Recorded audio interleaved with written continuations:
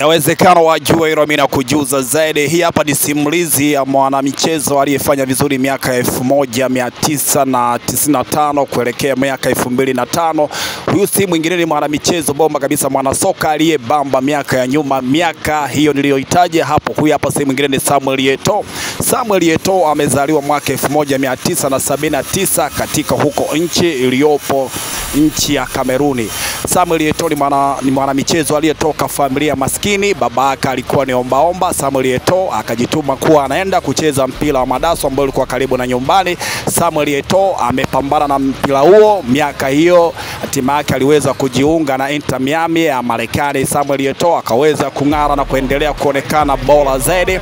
Mwaka uliofuata, mwaka 1988, Samuel Eto'o alianza kupiga mpira akiwa kijana mdogo sana, Kwa hii ni simulizi yake ambayo Samuel Eto'o ameingia kwenye soka akiwa kijana mdogo sana. Sasa hivi Samuel Eto'o ni mwanamichezo mwenye mafanikio zaidi, aliyefanya vizuri zaidi kwenye game la mpira wa miguu. Ukiangalia kwa wachezaji wanaofanya vizuri barani Afrika, Samuel Eto'o ndo tajiri wa kwanza kwa wanamichezo wote barani Afrika, hakuna wa kumfikia.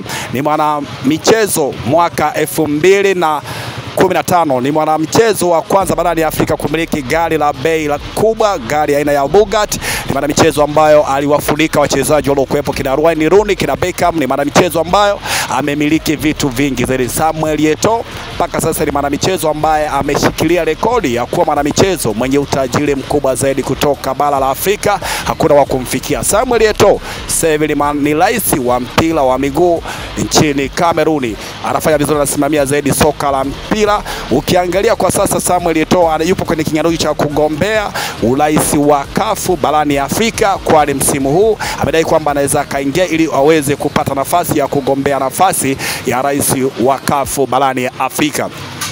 Samuel Eto'o ni mwanamichezo ambao ana historia ya kipekee, hakuna ambaye unaweza kumfikia.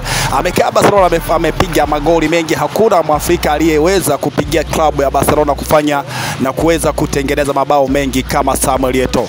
Samuel Eto'o alitoka Barcelona kuelekea Inter Milan, akaenda kutengeneza magoli mengi, hakuna mwanamichezo ambaye ameweza kumfikia Samuel Eto'o. Huyu ni raia kutoka Kameruni, ni raia mwenye historia ya kipekee katika wachezaji kutoka barani Afrika, hakuna wa kumfikia na ana rekodi kubwa zaidi. Rekodi yake hakuna mwanamichezo ambao ameweza kuivunja, anaendelea kufanya vizuri zaidi. Samuel Eto'o ni mwanamichezo, ni mtu ambaye ametengeneza jina kubwa sana barani Afrika, Ulaya kote wanamtambua vizuri. Samuel Eto'o alifanya mambo makubwa akiwa klabu ya Barcelona, kwani ametengeneza mambo makubwa ukiangalia na wachezaji wote waliotoka barani Afrika kwenda barani Ulaya.